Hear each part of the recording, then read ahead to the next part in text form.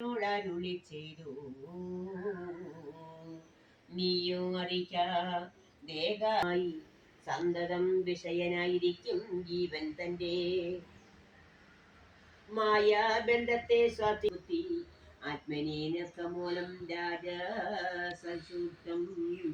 ചിത്തം തന്നാലെ ഗുണധ്യാന കാരണം കാമമുണ്ടാം എന്നതുകൊണ്ട് ഗുണാതീതാത്മാവിനെ ധ്യാനസനക സംവാദത്തെ കേട്ടത് മൂലം അത് കേൾപ്പാൻ ഇച്ഛിച്ചോരു പുത്രഭക്തന് ഉത്തവരോടങ്ങ് അരുൾ ചെയ്തു സനകാരികൾ ചോദ്യം ചെയ്തതിന് ഉത്തരത്തെ തനിക്ക് തോന്നാൻ എന്നെ സ്മരിച്ച് വിടാതാവും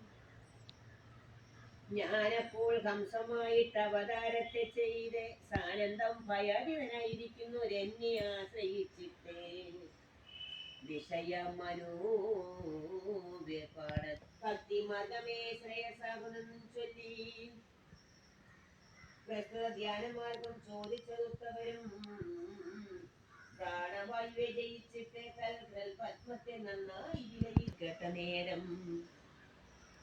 ധ്യാനത്താൽ പരസ്യത്തെ വിദ്വാൻമാർ ചെയ്തവയെല്ലാം കേൾക്കണമെന്ന് മണിമതികൾ കേൾപ്പിച്ചതും ഒക്കെയും തന്നംശമെന്നരുൾ ചെയ്തവാറും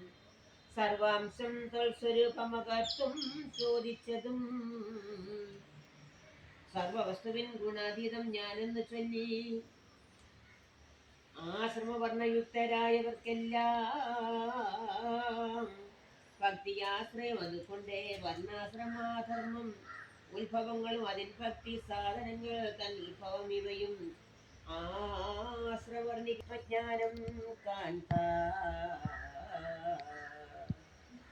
ഹരേ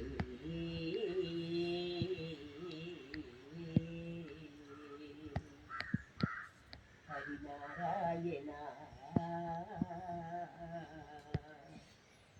നൂനമങ്ങനെ യുക്തിചിന്തന വിജ്ഞാനവും ലോകങ്ങൾ തന്റെ ഇത്തരം കേട്ട് ചോദിച്ചിരുന്നാൻ ഉത്തവരും യമ നിയമ സമതമ സാധനങ്ങളെ യമവാദികൾ ദോഷവും ഗുണം രണ്ടും ഭേദമായി ചൊൽവൂ വേദം ഈശലുണ്ടതിൽ ധൈര്യ കാരണം ഭേദമെന്നോ ജ്ഞാനവും ഭക്തി കർമ്മം മൂന്നിക പുരുഷാർത്ഥ സാധനമാം വിരക്തമായിട്ടേ ജ്ഞാനകാന്ഡം കാമിക്കൂ കർമ്മ മനഃശുദ്ധി വന്ന കാമ്പിൽ കാമം പോകാതെ വരാ ഭക്തി എന്നതും പലരായി പറയുന്നത് എത്രയും കേൾപ്പാനായി തത്വങ്ങൾ മായ കാര്യമായാൽ പലവിധം ബുദ്ധിമാന്മാരാൽ വിരിയെന്നത് പ്രകൃതിവുമായി രണ്ടും ഏകമെന്നരുൾ ചെയ്ത് ജനന മരണമാം സംസാര ഹേതുക്കളറിവാൻ ചോദിച്ചതോ മാധവനരുൾ ചെയ്തു